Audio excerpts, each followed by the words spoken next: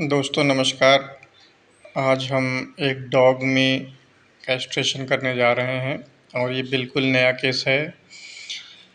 क्यों करने जा रहे हैं इसके पीछे अभी लॉजिक भी बताएंगे, क्योंकि एक बहुत ही महत्वपूर्ण घटना घटित हुई है जनपद बहराइच में। एक कुत्तों के झुंड ने एक छोटे लड़के पर अटैक कर दिया है और उसको घायल कर दिया है। तो जिलाधिकारी महोदया ने हम सभी लोगों को निर्देशित किया है कि जितने भी स्ट्रे एनिमल हैं उनको कैस्ट्रेट किया जाए।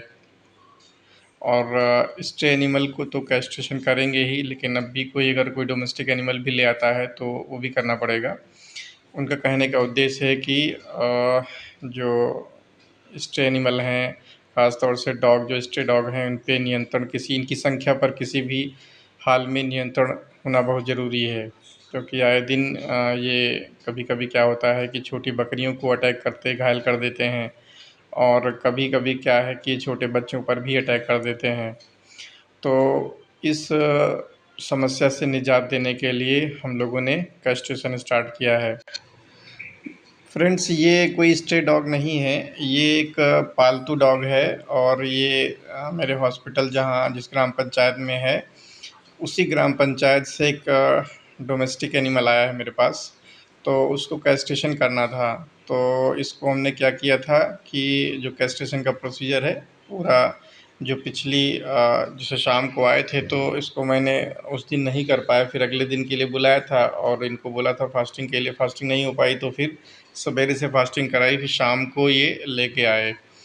तो इसके बाद हमने इसमें जो जनरल एनेस्थीसिया दिया है और फिर इसके बाद ये ऑपरेशन स्टार्ट किया है। सबसे पहले इसमें हमने एनेस्थीसिया दिया, जनरल एनेस्थीसिया, जिससे ये पूरी तरीके से बेहोश हो गया है। और यहाँ फास्टिंग इसलिए की जाती है क्योंकि अगर एनेस्थीसिया देंगे फिर ये रिगर्जिटेशन करेगा और फिर कभी कभी निमोनिया भी बन जाती है। ऐसे केसेस में तो कोशिश ये है कि इसको फास्टिंग इसका 12 आवर एटलीस्ट ज़रूरी है।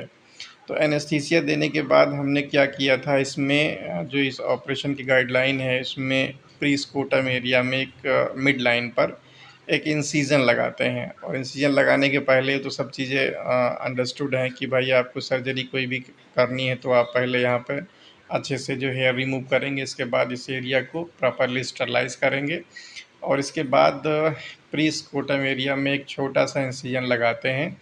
और इंसिजन लगाने के बाद फिर हम एक-एक करके दोनों टेस्टिकल्स निकालते हैं। पहले एक टेस्टिकल निकालेंगे, फिर इसके बाद जब वो निकालते हैं तो फिर उसको चूँकि ये एडल्ट डॉग था तो इसका जो कार्ड है, पहले उसमें हमने इसको रिमूव किया कनेक्टिव टिश्यू कार्ड का, फिर उसके बाद उसका जो ब्लड वेसल सप्लाई है उसको लाइगेट किया है, फिर कट करके हमने अंदर डाल दिए। दोनों एक टेस्टिस का प्रोसीजर है, सेम फॉलो किया है सेकेंड टेस्टिस के प्रोसीजर के लिए।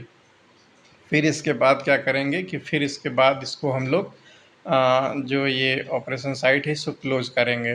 तो यहाँ पर जो हम सूचन मटेरियल यूज़ कर रहे हैं वो 10 कैटगट है और बहुत ईज़िली ये क्लोज़ हो जाता है। बहुत फैंटास्टिक तरीके से ये मतलब बहुत ही अच्छी तरीके से क्लोज़ हो जाता है। कोई बहुत मेजर ऑपरेशन नहीं है। तो कैस्ट्रेशन करना कोई कठिन चीज़ नहीं है, बहुत आसान है, बशर्ते आप एनेस्थीसिया ढंग से दे दें क्योंकि यहाँ पर थोड़ा-सा एनेस्थीसिया इसमें कम हुआ था। तो तब तक मेरा ऑपरेशन कंप्लीट हो गया तो फिर मैंने उसकी डोजिंग बढ़ाई नहीं थी। ये आपके साइड में ये टेस्टिकल्स दिखाए जा रहे हैं जो अभी हमने बाहर किए हैं इसके स्क्रोटम से। और चूँकि ऑपरेशन करते-करते शाम हो गई थी, चूँकि ये सवेरे शाम तक फास्टिंग नहीं हुई तो सवेरे से कराया तो फिर ये शाम को ऑपरेट हुआ और कुछ हम व्यस्त भी थे, इसकी वजह से ये ऑपरेशन शाम को हो पाया था। और ये देखिए कहीं पता नहीं लग रहा है कि इसमें कहीं भी ऑपरेशन हुआ है, तो ये ऐसा इंसिजन क्लोज़ हो गया। यदि आप हमारे चैनल पर नए आए हैं तो इस चैनल को सब्सक्राइब ज़रूर करें और यहाँ पर बहुत सारी आपको इन्फॉर्मेटिव चीज़ें मिलेंगी। अगले दिन हमने इस डॉग का चेकअप किया तो बिल्कुल नॉर्मल है, खा पी रहा है। वीडियो में बने रहने के लिए थैंक यू।